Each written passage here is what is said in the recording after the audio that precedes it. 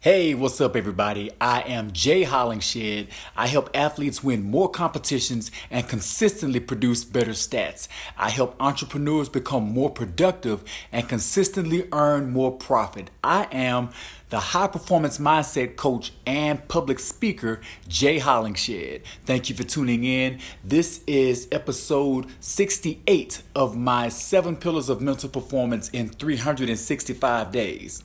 So we're just above the, we got about almost 300 more to go. So thank you for tuning in. I appreciate you. And tuning in is my brother, AJ, front row seat as usual. My wife, Lisa, front row seat as usual. Thank you guys so much. I love you both for that. Oh, wow. Okay, speaking of thank yous, thank you for everybody that's tuning in right now. Thank you for everybody that will be tuning in. If you're watching this on repeat right now, thank you so much. I appreciate you.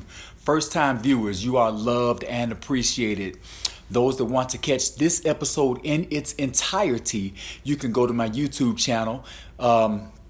Everything I do is backlogged on YouTube. Also, if you want to catch any episodes between 1 and 68, those are on YouTube as well. So thank you so much. Now, today is day 68, and also today is, what day of the week is it? It is Thursday. Today is Thursday, and Thursday's pillar is imagery and visualization. Thursday is day 5. So that's pillar number 5, imagery and visualization. All right, June Joyner. Hey, what's up? Thank you for tuning in. I appreciate you. Imagery and visualization. Here we go. Now, I've asked this question a lot, and I've had the opportunity to talk to a lot of people about imagery and visualization. So let me ask you the same question. Now, how many of you have ever used imagery or visualization to have a better outcome at any performance that you are doing or performance that you are preparing for? If so, just think to yourself. You can hit the like or the love, whatever it is. Think about that. Now, usually when I ask this question, the audience, depending on the audience, most people have not done that because they haven't been taught how to do it, or they don't know, or they don't have any experience with it. They've never seen anybody use imagery or visualization. So, but when I flip the question and ask them in a different form, I ask them this way, and they're like, oh, okay, yeah, I have. So let's see if you guys can relate to these questions. How many of you have ever said or say, I can see myself doing that? Maybe you have said, do you see what I'm saying? Or, I see likes going up now. Do you ever say, I can see it now? How about, see, that's what I'm talking about right there. See? How many of you say that? Or some of you may say, I don't see that in my future. Nah, I don't see that. I don't see that happening at all. And lastly, a lot of us say this all the time. Oh, I can see myself driving that car. That car right there? Yeah, I can see myself driving that. That's me all day. A lot of us say that. But when we say those things, we are actually making references to experiences that we've had to using imagery and visualization, but we don't know it. We didn't know it. So we've actually used it and have had no recollection of it because we didn't plan to use it. It's something that's already embedded in us in our intuitive knowledge. Now, there are 3 differences. A lot of people get these mixed up. Meditation, visualization, and guided imagery. Those are 3 different aspects, but they all take place here in the mind. And so I want to give you the differences in those and kind of explain those to you. And now, so when you know the differences in those, you'll have a better understanding of what they are and how to apply them for whatever positive outcome you want. And here we go. Starting off, the main difference between meditation, visualization, and guided imagery. We're going to start with visualization. Visualization can be guided or unguided. You can use visualization, or you can visualize mental images all on your own, or without a script. Now, sometimes we do this when we're daydreaming. Don't realize it, but daydreaming is an act of visualization. When we think in pictures. I say this all the time. When we think in pictures.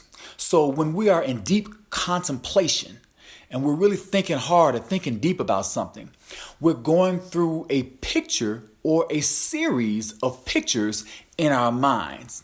And it is referred to a visualization because there's no script. Nobody's reading anything to us or suggesting any words to us to have the thoughts that we're having. These are thoughts that we're having on our own. These are our own thoughts. So there's no voice guiding us that we can hear to paint those pictures in our heads of what we are thinking. That is visualization. Now, moving on to guided imagery. Guided imagery is directed by a written script or video or an audio script. Something we see, we hear, or someone is talking to us and they're directing our thoughts. In guided imagery, a narrator is walking a person through an imagination process. Thus, the root word imagery. Imagination, the root word imagery. So guided imagery, like I said, it is a narrator that's guiding a person through an imagination process where the person is following suggestions or prompts. Shantae Penniman, hey, thank you. I appreciate you for watching, Frat. They're guiding through prompts and suggestions. Now, these suggestions and prompts are doing more than just leading our thoughts to a specific picture.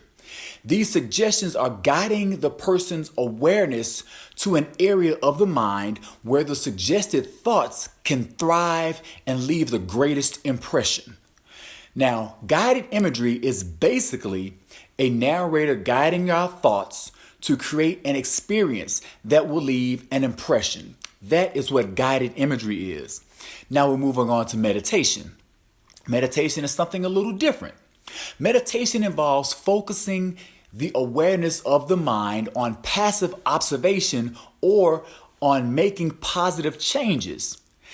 Now this I cover all the time on Sunday, which is day 1 or pillar number 1 of my 7 pillars of mental performance, which is awareness and mindfulness. Practicing mindfulness meditation to gain an awareness, helps you gain an awareness for positive outcomes. Now, awareness and mindfulness. The passive observation part of this is when your meditation practice strengthens your awareness to a certain point, and that point of observing, you're observing events unfold around you. You're observing and feeling events unfold around you while you yourself are part of an unfolding experience. Let me repeat that. You are observing and feeling events unfold around you while you yourself are part of an unfolding experience. That is what meditation, practicing mindfulness meditation for awareness will bring you to that point. It will get you those results. Now, observing everything around you as they occur, it helps you make decisions based on your understanding, but you have a greater understanding because you are understanding everything that's around you. You're feeling everything that's around you. So you're feeling it and you're actually physically there. So you're understanding what's happening around you. And when you have a greater understanding, of course, there's a greater chance of you having a positive outcome because you're basing your decisions on your understandings. So meditation, like I said, guided meditations leads you to a greater understanding because you have a greater awareness. That is what meditation is. Let me go back over the outcome of those again. Visualization is guided or unguided, but it is considered daydreaming or deep contemplation. You're actually thinking about a picture that's in your mind. That's visualization. Guided imagery is when someone is using a voice. There are a lot of guided meditations out there. So they're guiding you with their voice, or you're reading a script that will guide you to think thoughts that you are prompted to think based on the words that you're reading or listening to. Now, like I said, meditation is actually a mindful practice that gains an awareness to help you get a better understanding of what's going on around you, where you can make better decisions for a positive outcome. Somebody else is tuned in. Michelle Breeding, thank you. Thank you for watching in. Michelle Breeding Compton, thank you for tuning in. Getting tongue-tied here. All right, so that's all I have for today on day 68 of imagery and visualization. Now, Patrick Steinberg, I see you finally made it in, man. Superman checking in. Thank you so much. We're at the end, but you can always watch it on preview, my man. I appreciate you. This is day 68 of my 365 days, 7 pillars of mental performance in 365 days. I am Jay Hollingshed, high performance mind coach and public speaker. And for those of you that are wanting a better understanding of imagery and visualization, and you want to apply those to get more positive outcomes for what you're doing, positive outcomes for your performances, positive outcomes for your projects, or whatever strategy that you have going on, you could feel free to inbox me or reach out to me at speaktojay.com. I would love to help you, talk with you, see where we can get you to what you want. Thank you so much for watching and tuning in. I appreciate you. Be well, stay blessed, and through love, be a blessing. God bless.